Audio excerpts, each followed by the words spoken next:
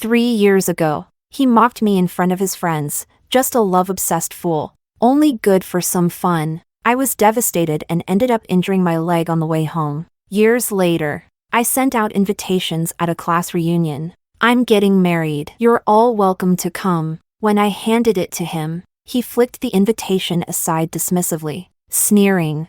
Who gave you the guts to marry someone else?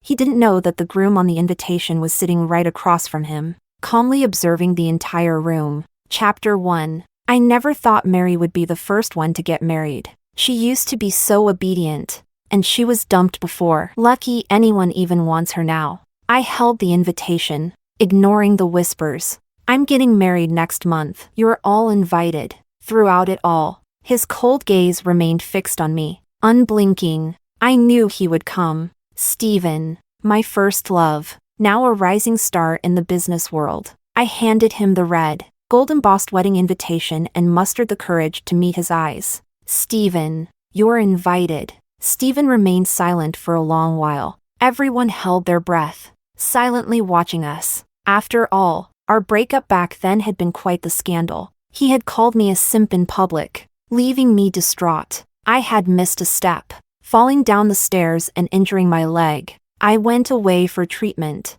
Selena, who was sitting next to me, spoke with a smile. Mary, has your leg healed? I hesitated and gave a vague answer. It still hurts when it rains. Actually, it was much worse than that. It had affected my joints. She hugged Stephen's arm, smiling. I'm sorry, Mary. Let me apologize on Stephen's behalf. On his behalf? I tightened my grip on the invitation. Didn't anyone tell you? Stephen and I are getting married, Selena said, covering her mouth with a laugh. I guess I'm pretty lucky. I stood there with the invitation, feeling lost. Selena was my best friend. Back then, we had been the closest. How could she? Well, it's all in the past. Mary, just give him the invitation. Someone tried to smooth things over. Stephen suddenly raised his hand, flicking away the invitation in front of him, and laughed. Who gave you the guts to marry someone else? The room fell silent. Even Selena's expression changed. My mind went blank, and I asked, why can't I get married? All these years, I'd borne the ridicule and humiliation. Wasn't it enough? Stephen smiled gently, saying, even the dog I abandoned isn't allowed to find a new owner. Do you think you can?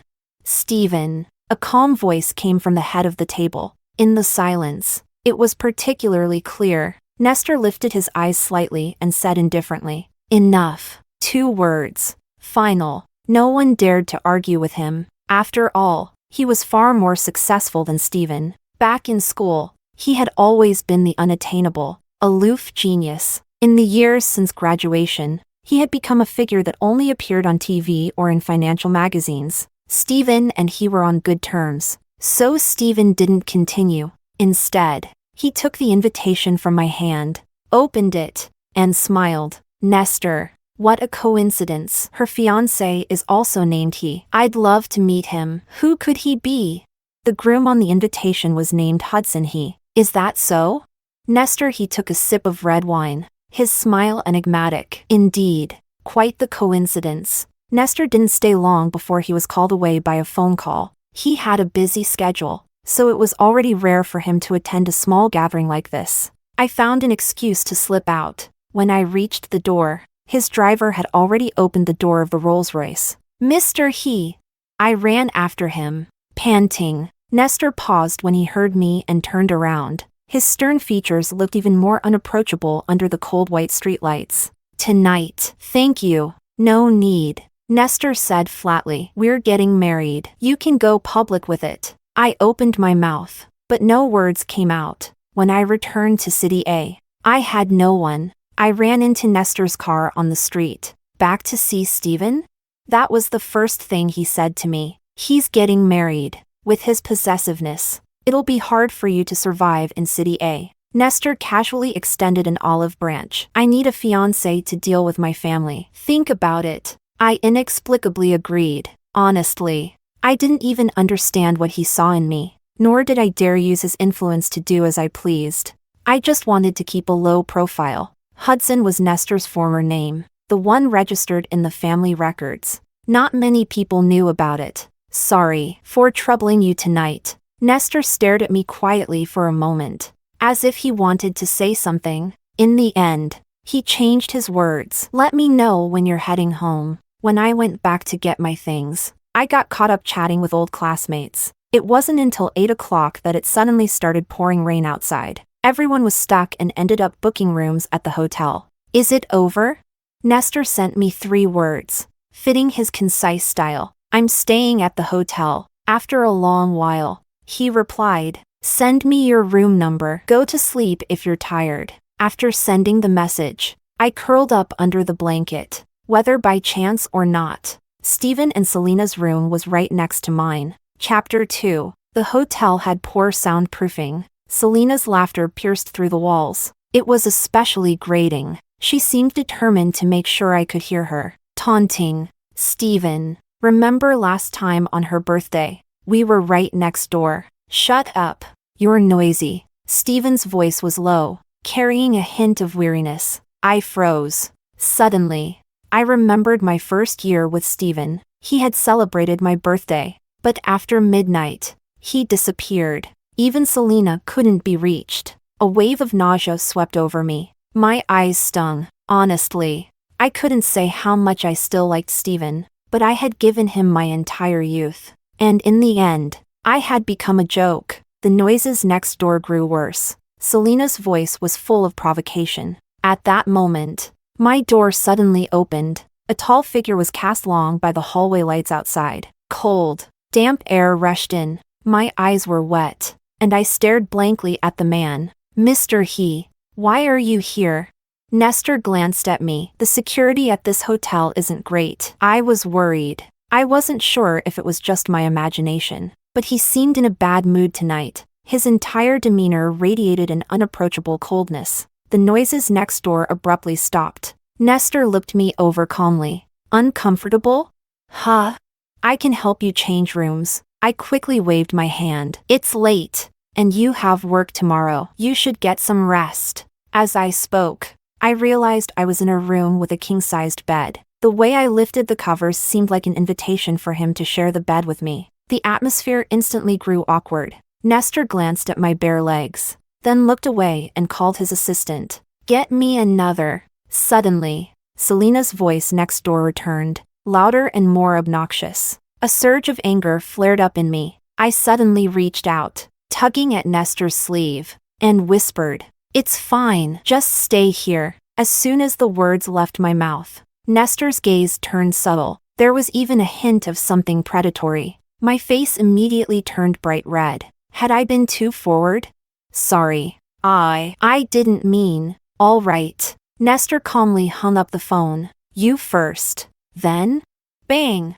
A loud noise came from next door, with Selena's startled scream. My phone vibrated. It was Stephen's number. I didn't answer. Shortly after, a message popped up on the screen. Mary, you have 3 minutes. Come out. Nestor pressed his lips together, letting out a cold smile. Ignore him. I was about to say something when Nestor suddenly stood up, took off his watch, and unbuttoned his collar. I was stunned, stammering, You. In no time, the scent of his cologne enveloped me. Miss Sue, you invited me first. I couldn't refuse. My heart felt like it was going to leap out of my chest. We were very close. Close enough that I could count his eyelashes. Will you make a sound? He asked. What? My voice was barely a whisper. Nestor smiled faintly. Your voice is much more pleasant than hers. I suddenly understood what he meant. Ah. The sound was awkward, but it made Nestor laugh. It carried a hint of approval, as if saying I had done very well. Suddenly, Stephen's voice came from next door. He sounded furious, his voice heavy with anger. Mary, pick up the phone. Nestor tugged at the corners of his lips, picked up my phone, and said calmly, She's in the shower. There was a long silence, as if it lasted a century. Stephen spoke softly. Hudson? That's right. Stephen scoffed. If you want to die, I don't mind helping. Nestor pushed aside my disheveled hair and chuckled lightly. Big words. I hope your actions are as quick as your surrender. There was the sound of something hitting the wall next door. Then, silence returned. It took me a moment to realize what I had just done, and I quickly stepped back, creating distance between us. I'm tired. I'll sleep first. I rolled to the side, leaving space for Nestor to sleep. The intimate atmosphere vanished instantly. Nestor stared at the still warm blanket, lost in thought. The room fell silent, with only the sound of rain outside. I closed my eyes, my heart racing wildly. I suddenly recalled the first time I met Nestor. Back then, I was still chasing after Steven. It was during a university performance. I went on stage to perform a classical dance. Nestor had been dragged in by Steven. He sat in the front row. His eyes never looked at me the entire time. He was an extremely indifferent person. Later, I saw him a few times while with Steven, but we barely spoke. I never imagined we would end up lying in the same bed one day. I sighed. Can't sleep? Nestor asked. My wandering thoughts snapped back, and I opened my eyes. He was sitting under the dim glow of the nightlight, his profile sharp and cold, just like the first time I saw him. I clutched the blanket tightly. Mr. He, why did you choose me? Why shouldn't I choose you? He lowered his eyes, looking at me with his pale gaze. To me, anyone would do. It's better if it's someone I know. Oh, I scratched my head. It's just, life is quite unpredictable. Nestor's lips twitched. You couldn't predict we'd get married? He looked at me for a moment. Marry. I never do anything without considering the outcome. I blinked, still processing his words when Nestor's phone suddenly rang. It was his assistant, Mr. He. Mr. Wu is leaving the country tomorrow. He asked if the video meeting could be moved to now. Nestor glanced at the time. It was just past 1 in the morning. All right. Come pick me up. And, he glanced at me. Bring a heating pad. My heart skipped a beat. How did he know my knee hurt when it rained? Mr. He, you don't need to worry about me. It's no trouble. Nestor pulled the blanket up for me. I'll have the driver pick you up tomorrow. Avoid contact with Steven as much as possible. That's really not necessary. I quickly refused. I can manage on my own. Don't let it disrupt your work. The driver's call came through quickly. It was clear they were in a rush. Nestor hesitated for a moment before relenting. If there's any danger, call me. Okay. He left, and the hotel sent a robot to deliver the heating pad. The rain outside continued to pour until morning. I didn't sleep well, waking up before 6. It was cloudy today. I gritted my teeth as I moved my aching knee, got dressed, and prepared to go to the hospital for a follow-up. While waiting for the elevator, someone suddenly approached from behind. The scent of tobacco mixed with mint, even with my eyes closed. I knew who it was. We stood in silence, neither of us speaking. Did you sleep with him? Steven's sudden question carried a mocking tone. I crossed my arms, staring at the numbers on the elevator display, and replied softly, yes. And his stamina is much better than yours. Do you know whose hotel this is? Steven suddenly grabbed my arm, forcing me to face him. It's Nestor's. You think I can't find out about someone through him? In less than 3 days, Hudson's secrets will be laid bare. Mary, if I kill your fiancé, will you cry? I glared at him. You played with my feelings, and I'm wrong for leaving? Steven sneered. Mary, are you even qualified to accuse me of playing with emotions? Didn't you take money from my family back then? I was stunned. What money? $20,000. Transferred directly to your account. Do you need me to throw the evidence in your face? $20,000? The only $20,000 I remembered receiving was my graduation scholarship. I said earnestly. That $20,000 was a scholarship Selena helped me apply for. Steven looked at me with disgust. Mary, do you know why you annoy me so much? He let go of me and stepped into the elevator. You lie constantly and never change. Chapter 3. The elevator doors closed. I was left standing there, stunned. Right before graduation, Selena had come to me and said, Mary, the school is nominating outstanding graduates, and I've put your name in too. After 4 years of sharing a dorm, our information often appeared on the same forms. Submitting documents for each other was routine. Half a month later, Selena told me, the prize money has been deposited into your bank account. It was exactly 20,000. Then I had the accident, and I never even got the chance to check where the award list was posted. I sent Selena a message. The scholarship you applied for on my behalf, was it really from the school? Selena replied quickly, Mary, what are you talking about? When did I ever apply for a scholarship for you?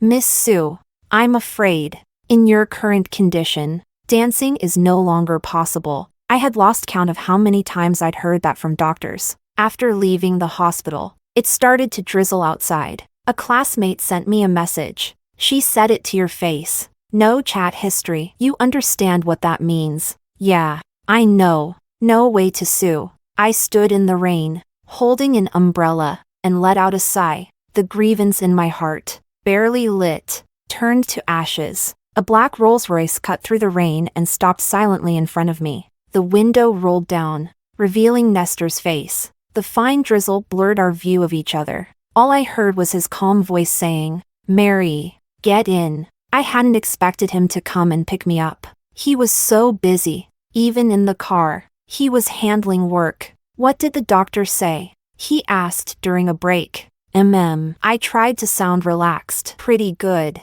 Recovering well. Nestor gave me a brief look and then asked, what's wrong?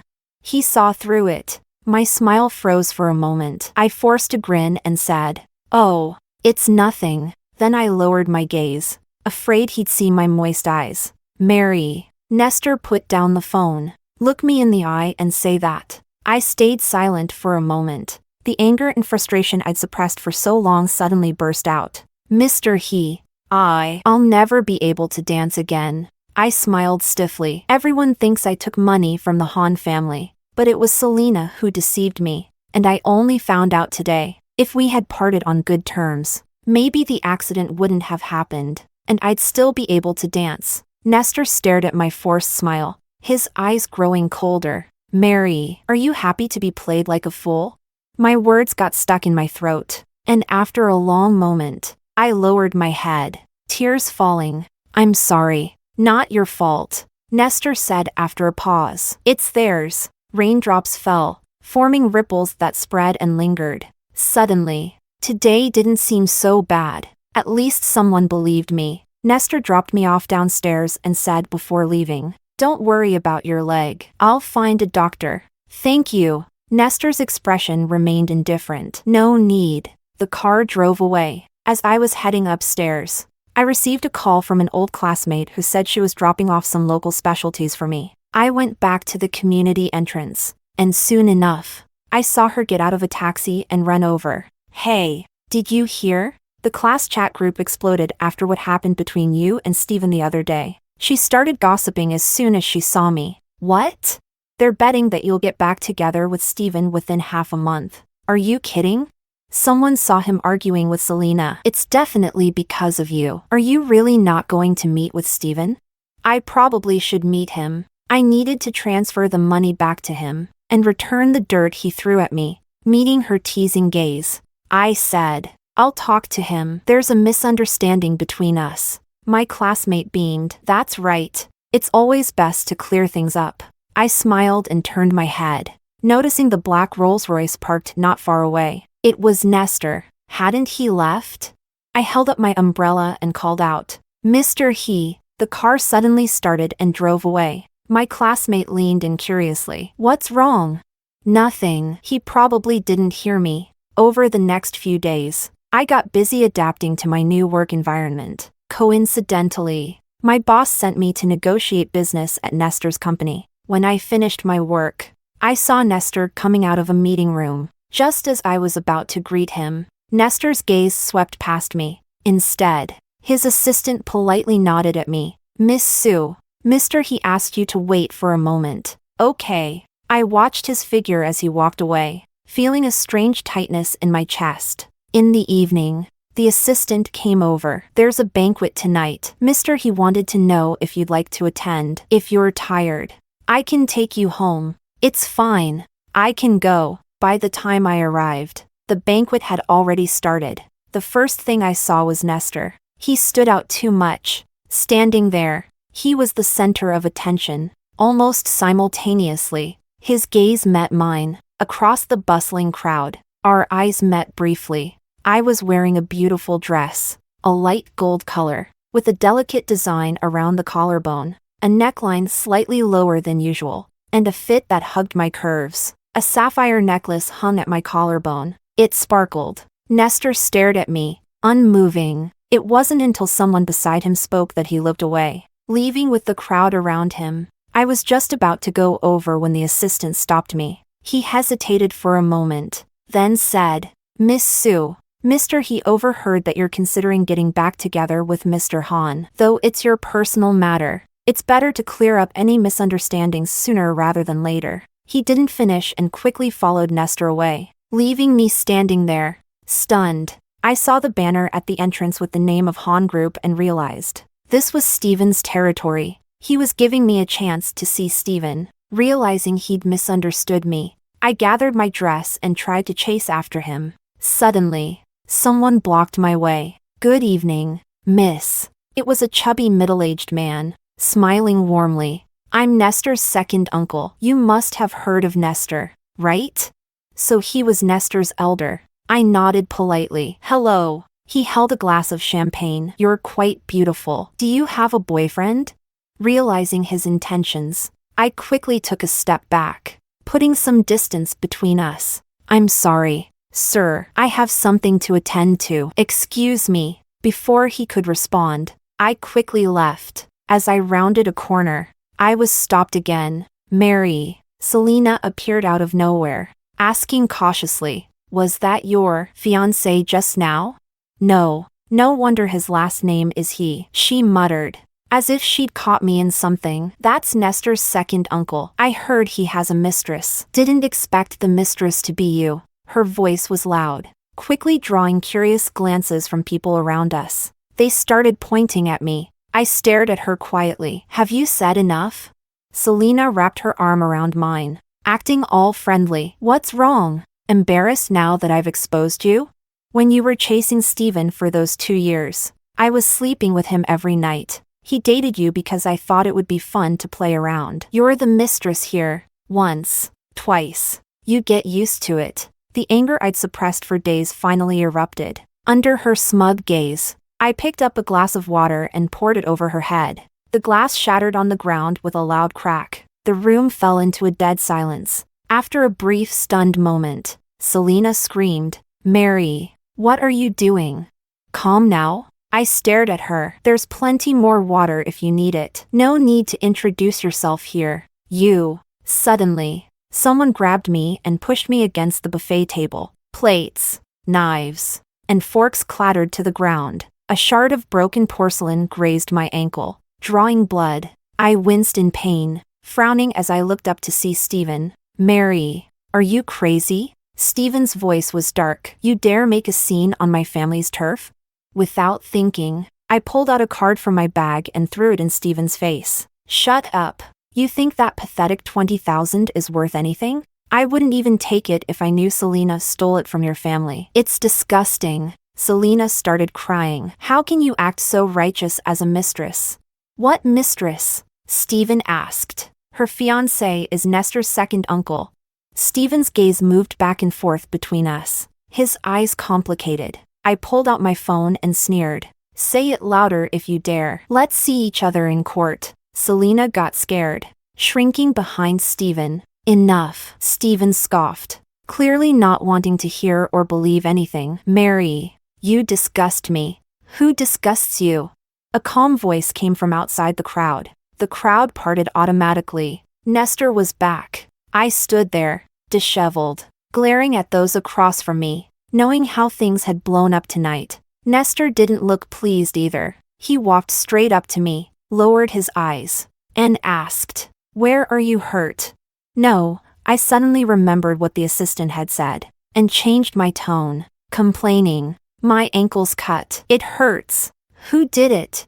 "Him." Chapter 4. I pointed at Steven. Steven's expression turned contemptuous. "You just latch on to whoever comes your way. Let me see if you'll still be smiling after I get your fiancé killed." Nestor walked calmly towards Steven. As he passed the buffet table, He casually picked up a bottle of red wine. Stephen, thinking Nestor was there to help him, laughed. Perfect. You don't like your uncle either. Help me. His taunting stopped abruptly. Scarlet wine trickled down his hair, staining the expensive white shirt. And the source was the bottle of wine in Nestor's hand. He had one hand in his pocket, pouring the wine over Stephen's head the same way I had just done to Selena. The room fell silent. Nestor, Stephen's voice wavered. Did you lose your mind too?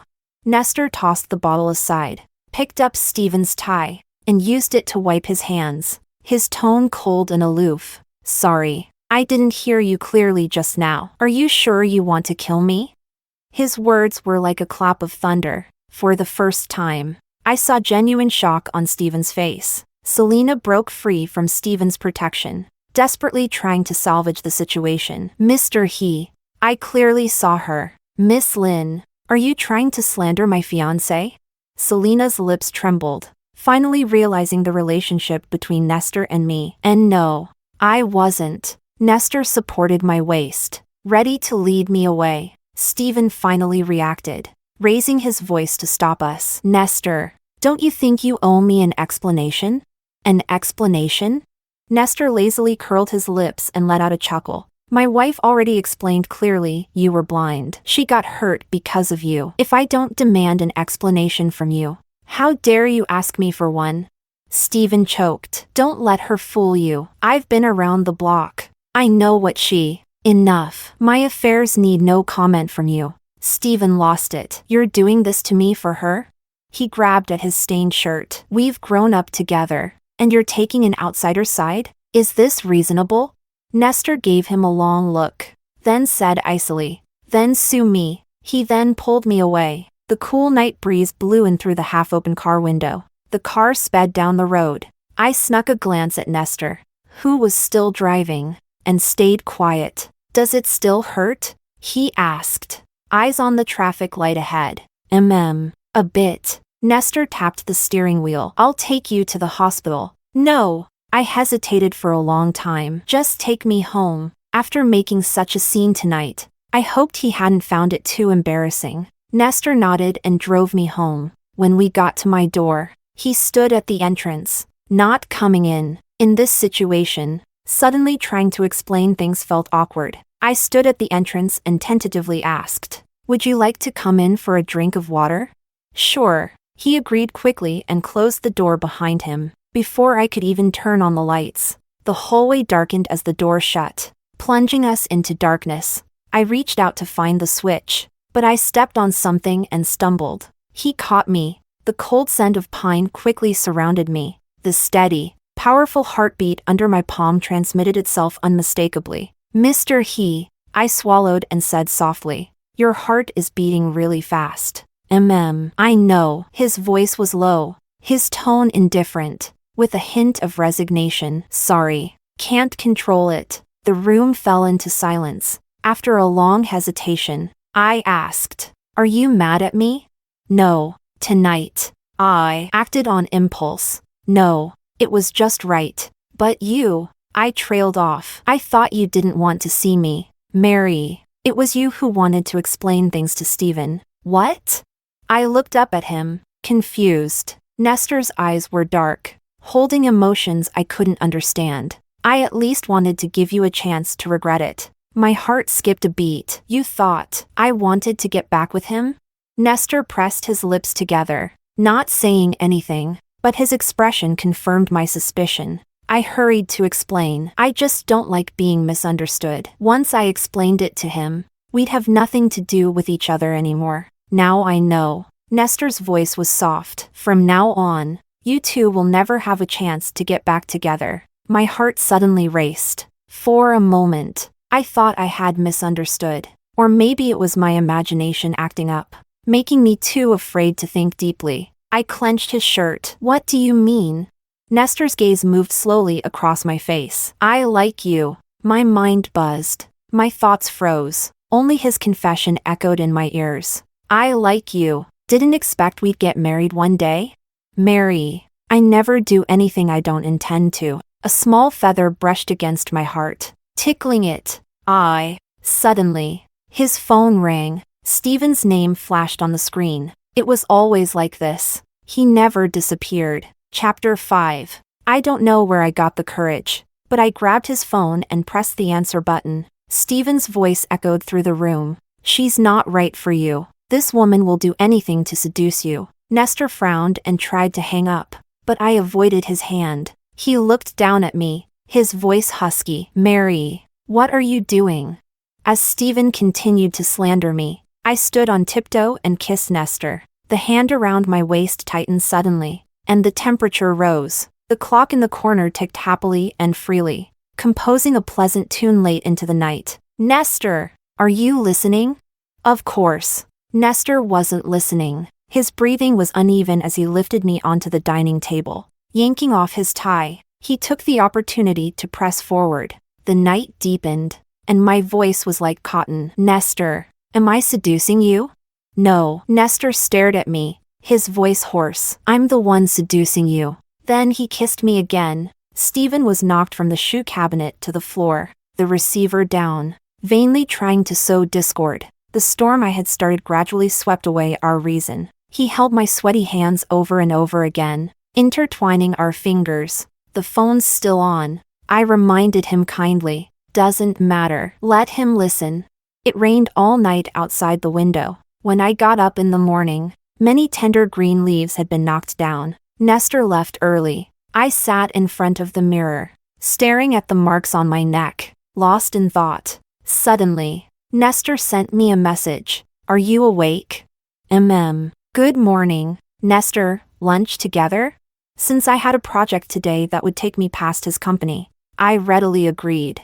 I got dressed quickly and opened the door, only to be greeted by Steven, with dark circles under his eyes. There were cigarette butts scattered all over the entrance. It seemed he had been waiting at my door all night. Hearing the noise, he staggered to his feet. Mary. I realized what was happening and immediately tried to close the door, but he slipped inside. Steven propped himself against the door with one hand, staring at me. Mary, I know what you're thinking. You're with my friend just to get back at me, aren't you? If you want to hurt someone, hurt me. Leave Nestor out of it. He was so self-absorbed. Get lost. I've made it clear, we're over. It's not up to you to decide. Steven's voice was hoarse, his eyes red. You think returning the money is enough? I'm telling you, it's not happening. You want money? I'll give you whatever you want. Steven pulled out a black card and threw it at my feet. This is enough to support you for a lifetime. Pick it up,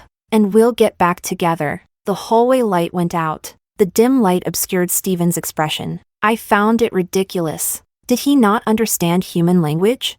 I kicked Steven in the knee, and he crouched down in pain. Does it hurt? I looked at him coldly. Compared to the pain I went through back then, it's nothing. I don't like you anymore, so stop being pathetic. I shut the door and brushed past him. As I turned the corner of the stairs, Steven spoke, his voice heavy. Mary, do you really think Nestor is any better than me? I shouted back at him, annoyed. He's got more stamina than you. With that, I ignored Steven's darkened expression and rushed downstairs. At the foot of the stairs, I saw Nestor waiting there. My arrogance quickly dissipated. Oh no, did he hear everything? Nestor gave me a calm look. Get in the car. He was nothing like the person from last night, who coaxed me sweetly. I followed him cautiously, and just before getting in the car, I tugged on his jacket. Nestor paused and looked at me. What's wrong? What I said just now. I didn't mean it. I spoke softly. I only said it to get back at him. I don't mind. Thinking of last night, my face turned bright red. Although we hadn't gone all the way, we had gotten close enough. It wasn't a complete lie. In contrast, Nestor seemed unaffected, focusing on his work as usual. He kept his work and personal life very separate. I stole a glance at him and sent a message to a friend. What do people look like after kissing someone they don't want to take responsibility for? Cold and distant, refusing to talk about it. My friend tentatively asked, Did Nestor kiss you? Didn't go further? There wasn't time. His assistant called him away. My friend thought for a moment. Why not try again? You know, it's easier the second time. I was lost in my thoughts when Nestor suddenly spoke, startling me. Change of plans. Want to accompany me to a dinner tonight? I snapped back to reality and looked at him guiltily. Oh, sure. I'll pick you up after work. The dinner that evening was a business engagement. It was held at a serene private restaurant. There were 7 or 8 people, all from the industry. Partners were allowed. Stephen and Selena were also there. As soon as Nestor entered, everyone stood up to greet him warmly. Mr. He, you've kept your fiancée under wraps for so long. Finally, we get to meet her. Only Stephen remained seated, glaring coldly as I followed Nestor in. Selena, sitting beside him, also looked displeased. Nestor's gaze met Stephen's. In that brief moment, it seemed like sparks flew. Then Nestor smiled. Yeah, I've chased her for a long time, and finally got my wish. Everyone cheered. No wonder you've been single for so long, your heart was already taken. Yes, I liked her since school, Nestor answered directly, holding my hand as we sat directly across from Stephen. Stephen snorted coldly. Then why didn't you get together in school? Was it because she didn't like you? The sudden tension made everyone cautious. They all looked at me curiously, waiting for my response. I scratched my head awkwardly. Back in school, I had an eye condition, my vision wasn't great. Oh, so you had to get treatment? Everyone nodded in understanding. Eye problems are serious. You need a good doctor for that. Nestor laughed. Stephen's face darkened even more. Soon, the topic shifted from personal matters to work. People frequently toasted Nestor, but rarely did anyone succeed in getting him to drink. Until a small business owner casually said while toasting, "Wishing you both a lifetime of happiness." Nestor suddenly raised his glass. Thank you. In an instant, it was like a switch had been flipped, and everyone began adding blessings to their toasts. Nestor accepted them all. Seeing him drink more and more, I secretly tugged at him. Hey, slow down a bit. Nestor looked down at me, his gaze focused. He stared until I felt embarrassed. Finally, he said, sorry, no more drinks tonight. My partner is unhappy. Everyone laughed heartily, and the atmosphere became more lively. Nestor seemed to be in a good mood too, lowering his head to peel shrimp for me. His beautiful hands were stained with a light red sauce. With simple, deft movements, he placed a perfectly peeled shrimp in my bowl. That's too much. I can't eat anymore. Chapter 6. Nestor didn't say a word. I pulled out a wet wipe to clean his hands. He was drunk. Those beautiful eyes seemed to be covered with a thin layer of mist. He stared at our intertwined hands, lost in thought. Selena suddenly spoke up. Hey, Mary and I are old classmates. Oh, really? Everyone's attention instantly shifted, clearly curious about our past. Selena smiled. Mary's always been beautiful. Back in school, she always had men around her. She was popular, joined the student council, and the teachers liked her. Whenever there were tutoring materials or extra activities, Mary got them first. She was quite impressive. The last part was clearly meant to mock me, especially since Nestor didn't speak up to refute it. Everyone seemed to draw their own conclusions. Miss Sue is beautiful. It's understandable. Some of the business people complimented. Are you working at Mr. He's company now? My smile faded. No. Then where are you working? I looked at Selena and smiled. At Venus Robotics. Product development. The room fell silent. Selena's face changed. Are you talking about the company that went public in North America? The one that does robotics?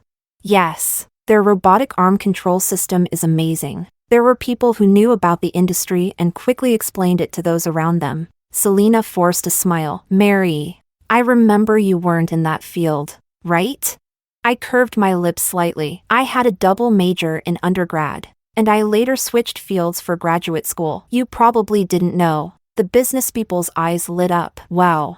I thought Miss Sue just relied on her looks, but it turns out you really have skills. Yes. After all, the teachers put all their resources into her. If she didn't succeed, Selena struggled to maintain her composure. One of the business people waved a hand dismissively. Miss Lynn, you probably don't know, But Venus Robotics doesn't care about how many internships you've done. They value real research results. Without some brains, you couldn't make it. Besides, the school wouldn't have backed you if you didn't have potential. These words were said casually but hit Selena's sore spot, and she fell silent, her face darkening. The latter part of the conversation inexplicably turned into a promotional event for our company's products. By the time it ended, it was almost 10 at night. Stephen followed us out. He called out to me at the door, "Mary, your company." I instantly understood his meaning and replied, somewhat troubled, "Sorry, but our company also chooses its clients carefully. For someone who would demand an entire family's life over a mere 20,000,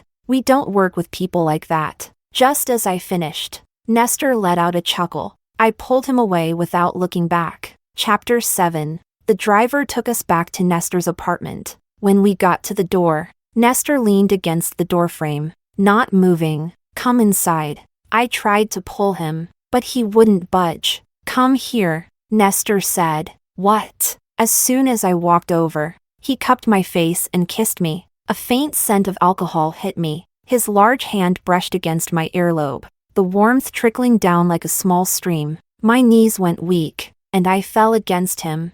"I've been wanting to kiss you all day." "Hey, wait, Mr. He." Nestor ignored my protests. Lifting me up and carrying me to the bedroom, he threw me onto the soft bed. "Hey, we haven't even taken off our shoes." He leaned over, trapping me in a small space, pushing my messy hair away, and kissed me again. My heart pounded. By the end, I couldn't tell whose heartbeat was echoing so loudly. I hung onto his neck, my voice trembling. "Nestor, you're drunk." His kisses trailed down to my collarbone, drawing a sharp gasp from me. Heat spread like ripples. "He saw you." Nestor's hand rested on my waist. "He even bragged about you dancing for him. So he was jealous because of Stephen." I couldn't help but laugh. "But you were there too. You saw it as well."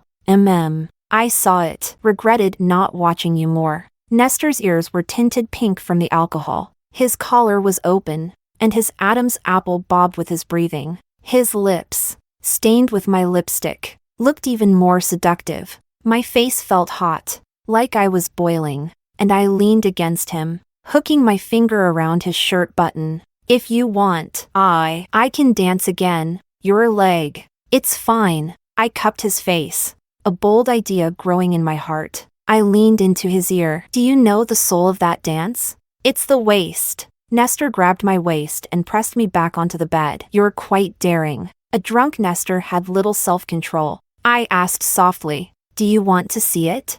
His heartbeat suddenly sped up under my palm. Nestor closed his eyes, his voice husky. "Yes." The door closed gently, the sound drifting in the quiet of the night, lingering for a long time.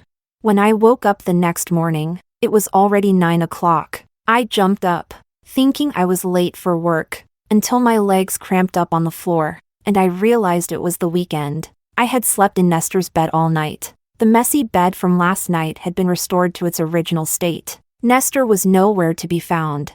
I checked my phone and saw a message he had sent half an hour ago. "Your dance was beautiful." Now fully awake, I was instantly overwhelmed with embarrassment. I sent several shut-up stickers in a row. Nestor called soon after, his voice carrying a hint of a smile. "Awake? Why aren't you home?" "Work." There was a lot of background noise on Nestor's side. He said, "There's a key for you at the entrance. In the drawer by the bed are our marriage certificate and important documents. There's also a secondary card in there. Use it however you want. I'll talk to you later." Oh, was this living together after marriage? But I hadn't moved my things in yet. Should I bring it up with Nestor? The next moment, the doorbell rang. Nestor's assistant appeared on the screen. "Miss Sue." "Mr. He asked if you'd like to move your things in. If not, we can buy new ones." My earlier worries vanished, and I opened the door, smiling. I'd like to move them in. Moving took up the whole day. In the evening, just as I was about to have dinner with Nestor, my boss called me back for overtime. "This is a big project from Han Group. They specifically requested Mary. If you face any challenges, feel free to consult your seniors." I hesitated. "I'm not comfortable taking this. This is the client's request. There's nothing we can do. Mary, do your best. It was clear my boss was stressed about the project too. I resisted the urge to roll my eyes and nodded. All right, I'll do my best. As I left my boss's office, Stephen called me. I have some requirements regarding the product design. I took a deep breath and replied in a businesslike tone. Mr. Hahn, you could just email me. It's hard to explain. Let's meet. I hung up, frustrated, and messaged Nestor. Is Stephen crazy? He insists on discussing work with me, and I can't refuse. Nestor replied quickly. Okay, just one word? So heartless? I sighed and found a cheap coffee shop nearby, sending the location to Stephen. It was 8 in the evening, and there weren't many people around. Stephen walked in, frowning at the place. Why'd you choose this place? I'm broke, sorry. I took out all the materials and opened my laptop. Mr. Hahn, what are your requirements? Stephen choked. Mary, are you really clueless or just pretending? About what? I want to. Excuse me, is this seat taken? Suddenly, the light was blocked by a tall figure, and Nestor's distinctively cool voice cut in. The moment he appeared, all eyes in the shop turned to him. The simple coffee shop environment clashed with his presence. My eyes lit up, and I smiled at him. Stephen gritted his teeth. What part of this looks available to you? Nestor calmly pulled out a chair and sat beside me. It's crowded. Mind if I join? Behind him, the place was practically empty. Stephen let out a frustrated laugh. Don't tell me this is a coincidence. Can't I just like coffee? Stephen sneered. You've never drunk instant coffee in your life. Tonight, I wanted to. Nestor and I both stared at Stephen, waiting for him to continue. One gaze said, What are your requirements? The other said, Have you finished? When are you leaving? Stephen held back his anger, suddenly kicking the chair away and storming out. The door groaned under his fury. I let out a long sigh. Finally done with that. Nestor looked at me, a faint smile in his eyes. I threw myself at him, snuggling up. I can't repay you for saving me, so I'll offer myself to you. Nestor coughed lightly. There are too many people here. Repay me at home. Chapter 8. The next few months were pure torment. Thanks to Stephen and Selena, every design proposal I submitted was met with their repeated rejection. Each time it escalated to my boss. He'd ask me to focus on the bigger picture. The drama between the three of us became the talk of the office. That's Selena. She's supposedly Mr. Hahn's official girlfriend. They say Mary took money from his mom and maliciously became the third party, causing their breakup. Oh, really? No wonder they keep targeting her. Serves her right. Homewreckers deserve this. I overheard my colleagues' gossip in the restroom, and I pushed the door open. Walking out, the chatter stopped abruptly. A few people looked at me awkwardly. Mary, you're here too? I washed my hands. Who said those things?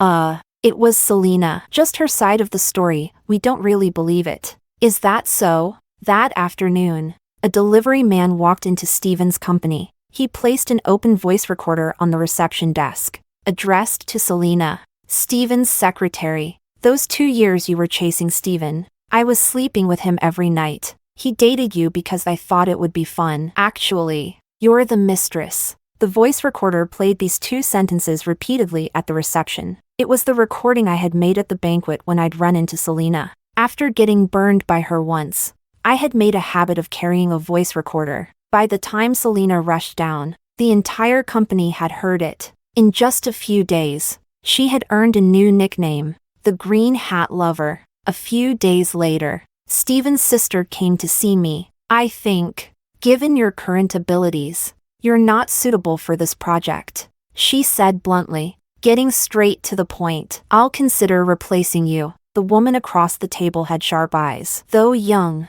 she exuded a sense of competence. I paused. You're absolutely right. You don't think I'm targeting you? A hint of surprise flickered in her eyes. I smiled. On the contrary, I think removing me from the team is in everyone's best interest. I laid out the design proposals one by one in front of her. In the past few months, Mr. Hahn has rejected at least 10 of my proposals, and his requested revisions have been nitpicky and extremely unprofessional. With such low efficiency, it's a loss for both sides. She studied me for a moment. Steven was the one harassing you, wasn't he? Yes. She smiled, her eyes showing a hint of disdain. A lost cause. Even now, he claims you're the one clinging to him, begging him for projects. Just so you know, I'm only doing this for the family business. I understand. We exchanged a look before she smiled and extended her hand. Fiona. Mary. Nice to meet you. I spent the entire morning explaining my design concepts to Fiona. Fiona was far more competent than Steven, concise and efficient. In just a few hours, we finalized the initial draft. Fiona. The remaining parts are beyond my capabilities. I recommend finding my senior for optimization. Fiona looked impressed. Mary. The team lead will be replaced, but you will stay on the team. That's our requirement. Thank you. I'll do my best. We went downstairs together. As Fiona was leaving, she said, I've heard about the mess between Steven and Selena. It's all over the company. I felt a bit embarrassed. I'm sorry for the negative impact. It doesn't bother me. Fiona laughed. Do you think I'm on the same side as Steven? Huh? Fiona looked at me, smiling faintly. Only one person can inherit the Han family. So, want to work with me? I thought for a moment. The cooperation you're referring to, does it mean making Steven suffer? She looked at me approvingly. Exactly. I'm in. Mary. Nestor's voice called out. I looked over to see him leaning against the car door, waiting for me. He had clearly been waiting for a while. Fiona paused. You know him? Nestor walked over and extended his hand to Fiona. Hello. I'm her husband. Fiona hesitated, her gaze shifting between us, a hint of regret in her eyes. So, you two are married? Yes, we're married. Nestor's voice was cold, without a hint of warmth. Fiona regained her composure. See you around. Mary. Goodbye. Fiona. Watching Fiona get into her car, I turned back and replayed her expressions. Hey, do you know Fiona? Why do you call her that so affectionately? Nestor pulled me along as we walked away. I picked up on something off. Be honest. Are you hiding something from me? No. Nestor's tone was a bit stiff. Don't overthink. Back at home, the more I thought about it, the more suspicious I became. I finally pinned Nestor down on the sofa. Was she your ex? A vein on Nestor's forehead twitched, and he sighed. Mary, what do you think about all day? I don't care. I kissed him. You're mine now. Nestor laughed. Since I came all this way to pick you up, shouldn't you reward your husband with dinner? I suppose. As I slid off him, I accidentally turned on the TV. An entertainment news report was playing. Recently, Fiona Han, eldest daughter of the Han family, was spotted entering and leaving a hotel with a woman. She responded, just a friend. As I was looking for my slippers, I suddenly looked up. I met Nestor's helpless gaze, my mouth wide open. Fiona, she's into that? Still calling her that? Nestor closed my jaw with a tap. Annoyed. The Han siblings are equally bothersome. Chapter 9. The project progressed smoothly. By late autumn, we were halfway through the development. One morning, as I was parting ways with Nestor downstairs at the company, I encountered Selena waiting for me at the entrance. She looked terrible, gaunt and frail. Her hair was uneven, the ends dry and brittle. She looked as if she had been mistreated. Mary, can you help me? She blocked me at the door. What happened to you? Before she could speak, tears started streaming down her face. Can you tell them that the recording is fake? That you made it up? I coldly pulled my hand away from hers. Do you know what you're asking? If I did as she asked, I would be the one to suffer. I know I was wrong. Mary, now the whole company is laughing at me. I really know I was wrong. I looked at her intently and asked, about the scholarship application, would you be willing to clear that up for me?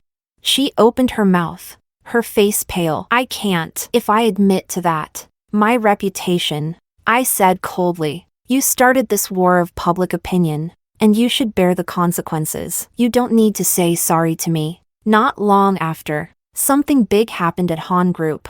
Stephen was suddenly dismissed. On the day Fiona took over as chairwoman, she messaged me, inviting Nestor and me to dinner. When we met, Fiona handed me a bouquet of flowers. Mary. Thank you. Nestor stood next to me, letting out a cold hum as he took the flowers. Fiona glanced at him and smiled. If it weren't for your blog post, I wouldn't have won so easily. Fiona's strategy to bring down Stephen involved undermining him from every angle. She had found chat records between Stephen's mother, her stepmother, and Selena from back then. The $20,000 was also transferred from her stepmother's card. With that evidence, I wrote an emotional post and shared it on social media. Within weeks, it had gone viral. The truth from back then was exposed. With Fiona's manipulation, Selena and her stepmother's alliance quickly crumbled. Actually, Stephen's in even bigger trouble now. My curiosity was piqued, and I walked along with her. What kind of trouble?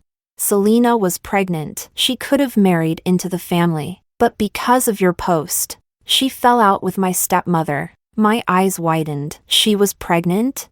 Yes. Seeing no hope, Selena started demanding money from Stephen. You know Stephen, he's been raised to think that everyone approaching him is after his money. In a fit of anger, he dragged Selena to the hospital for an abortion. Now she's suing him over it. Forced abortion, that's illegal, isn't it? Fiona looked disgusted. Since my stepmother came into the family, it's been chaos every day. Now that Stephen's locked up, things are finally quiet. No wonder Selena looked so terrible that day. She must have had nowhere else to turn. Without Stephen backing her, her reputation ruined. She couldn't make it. Fiona eyed me. Sis, your taste wasn't great either. Why didn't you end up with Nestor back in school? I stole a glance at Nestor, who was walking behind us. He was on the phone, his brows slightly furrowed, but his gaze never left me. He was aloof back then. I thought he didn't like me. Fiona burst into laughter.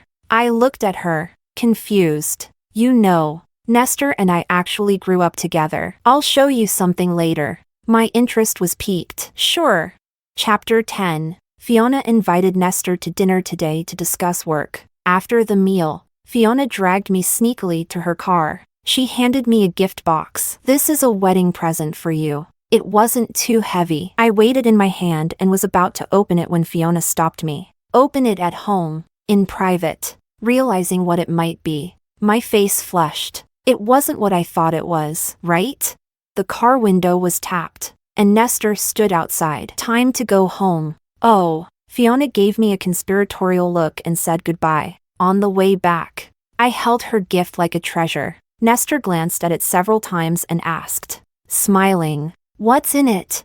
None of your business. Fiona gave it to me. I mumbled, and only I can look at it. All right. Nestor drove, the corners of his lips twitching with a smile. Once home, I pushed him to take a shower. I hid on the small balcony and opened the box. Instead of what I'd imagined, there was an old-fashioned camcorder and a memory card. I inserted the memory card. The camera was fully charged and turned on automatically. There were a dozen or so videos. I excitedly opened the earliest one. In the video, a 10-year-old boy wore a birthday hat, looking indifferent. Happy birthday, Hudson. Nestor looked annoyed. Thank you, Hudson. What's your wish?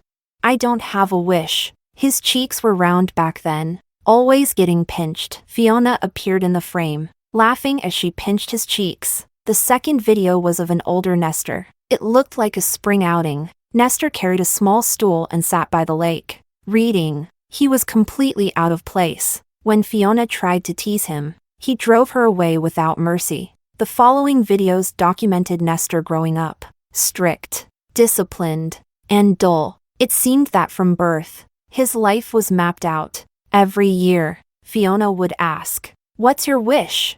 The answer was always, no wish. The final video was from just before our graduation, the last time the camcorder recorded. As usual, Fiona asked, Hudson, what's your wish?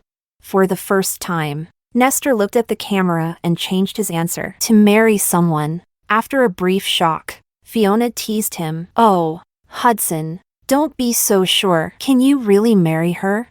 I can. 3 words. resolute and determined. I looked at the date. At that time, I hadn't even broken up with Steven. At some point, the sound of running water in the bathroom had stopped. Was Nestor out? My heart skipped a beat. I turned around and met his calm gaze. In the dim light of the late night, his eyes held a dark, deep glow. Nestor, when did you come out? A while ago. He wore a bathrobe, sitting close to me, relaxed. Yet he looked like a hunter who had caught his prey. What I'm holding, I saw it. His gaze fell on the last frame of the camcorder, lips curling slightly. It's a great gift. I panicked a little. Is there anything you want to explain? Nestor stood up and walked towards me. There's nothing to explain. I was forced to step back, until my back hit the balcony railing. The cool breeze from outside blew in, lifting my hair. The osmanthus blossoms on the tree filled the air with a rich fragrance. Nestor's voice was soft, lazy. So you found out after all. He lowered his head and kissed the tip of my ear, warm and damp. It easily stirred my nerves. My heart pounded, and I whispered. But back then, I hadn't broken up yet. I never said I was a good person. He chuckled. When chasing someone, you do whatever it takes. That's not right. He suddenly bit me. Not right? No one taught me otherwise. Sorry. His voice carried little remorse, his actions full of indulgence. So, when you were waiting for me at the airport, it was also, what? Let you rekindle things with Steven?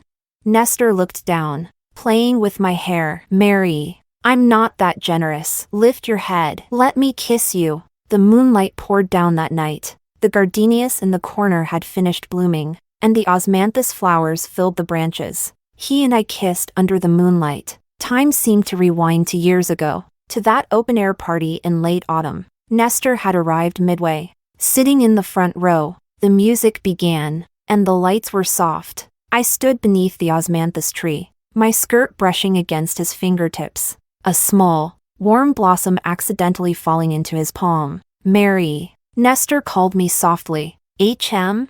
His hand moved from above my head, opening in front of me. In the faint moonlight, I saw a small flower petal resting in his palm. Look, osmanthus.